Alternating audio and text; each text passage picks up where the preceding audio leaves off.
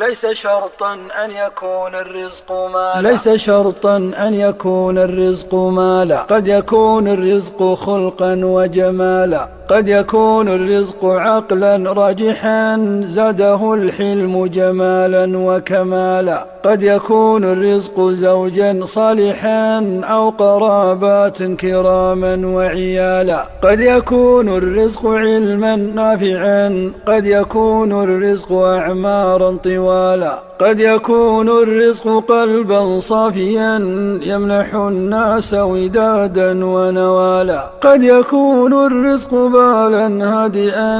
إنما المرزوق من يهدأ بالا، قد يكون الرزق طبعا خيرا